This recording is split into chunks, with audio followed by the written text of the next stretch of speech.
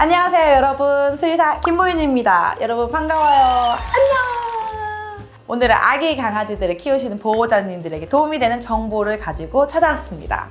그건 바로 홍역, 강아지 홍역, 즉 디스템퍼 바이러스로 인한 감염증인데요.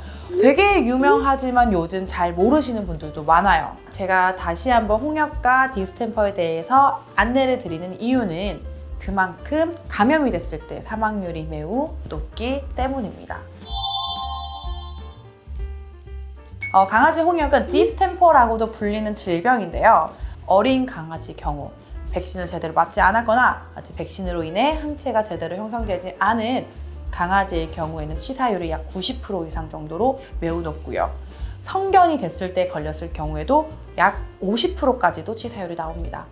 어떻게 전파가 되냐면요. 바이러스에 걸린, 홍역에 걸린 그 환자의 체해, 설사, 구토, 분비물 그런 데에 바이러스가 있다가 그런 거에 접촉을 하게 됐을 때 옮을 수 있습니다. 쉽게 먹으면 먹었던 거 같이 먹어도 옮길 수 있고요. 아니면 아이가 누웠던 담요에 침이 흘려 있던 콧물이 흘려져 있는데 그거를 그대로 사용하게 될 경우에는 다음 사용자인 강아지들이 걸릴 수가 있다는 거죠. 홍역 바이러스가 의심되거나 이미 진단받은 환자가 있다면 반드시 격리를 철저하게 해주셔야 합니다. 강아지 홍역은 감염이 되었을 때 바로 발병하지가 않습니다. 잠복기가 약 일주일 정도, 최소 4일 정도 있을 수 있는데요. 그동안은 아이들이 걸린 집으로 너무 잘 지내다가 어느 순간 이제 임상 증상이 나타나게 됩니다. 보여지는 증상으로 일단 열이 계속 납니다. 막 열이 심하게 나다가 이제 뚝 떨어졌다가 다시 막 열이 나다가 떨어졌다가를 반복되는 이런 열이 올랐다 내려갔다 반복되는 증상이 보이고요. 콧물과 눈물, 그리고 설사, 구토와 같이 온몸에 있는 체액이 막 비정상적으로 분비가 되면서 심각한 소화기 증상을 보입니다. 그러니까 당연히 아이들이 식욕이 떨어지고 제대로 밥도 못 먹고 제대로 영양분 흡수도 못하고 그러니까 기력이 완전히 없게 되죠. 심할 경우에는 이 홍역 바이러스가 뇌에까지 들어가서 아이들에게 경련 또는 발작과 같은 비정상적인 신경 증상까지 보이게 됩니다. 막 이빨을 딱딱딱딱딱 거리면서 아이들이 경련을 일으키는 증상이 대표적인 홍역 관련 신경계 증상인데요.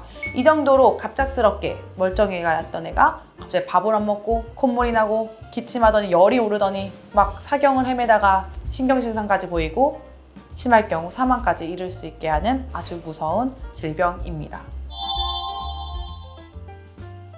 이렇게 홍역에 걸리게 되면 당연히 어떻게 치료하냐? 사실 솔직히 말씀드리면 바이러스의 직접적인 치료 방법은 없습니다.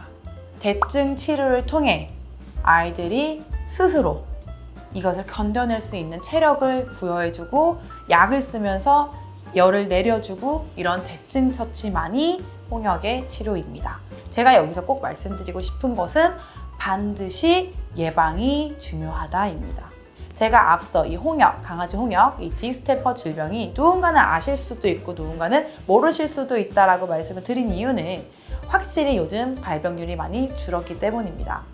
그것은 많은 보호자님께서 이 질병에 대한 위험성을 알기 때문에 백신을 아주 철저히 잘 해주셨는데요. 현재 이 디스템퍼를 치료라고도 말씀드리고 싶을 정도로 강하게 예방할 수 있는 것은 우리 강아지들의 종합 백신입니다. 안내받으신 대로 4차, 5차 종합백신 충분히 맞으시는 것도 중요하지만 항체가 검사 꼭 잘 해주시면 좋을 것 같아요. 왜냐면 사람도 B형 간염, A형 간염 주사 맞잖아요. 주사 맞았는데도 불구하고 항체가 형성 안 되는 사람들이 있어요. 그럼 백신에 의한 항체 형성률은 개체별로의 차이가 너무 크기 때문에 어떤 친구들은 3차, 4차 맞아도 항체가가 엄청 높게 측정되는 애들이 있고요. 5차, 6차를 맞아도 항체가 형성이 안 되는 애들도 있습니다. 우리 아이의 몸 안에 이런 디스템퍼 또는 홍역 또는 다른 질병들에 대한 항체가 검사를 꼭 하시셔서 평생 안전하게 건강하게 지낼 수 있도록 해주시는 게 제일 좋을 것 같습니다. 왜 종합백신을 해야만 하는지, 얼마나 무서운 질병들을 우리가 지금까지 예방을 잘하고 있었는지 그에 대해서 꼭 기억해 주시고요.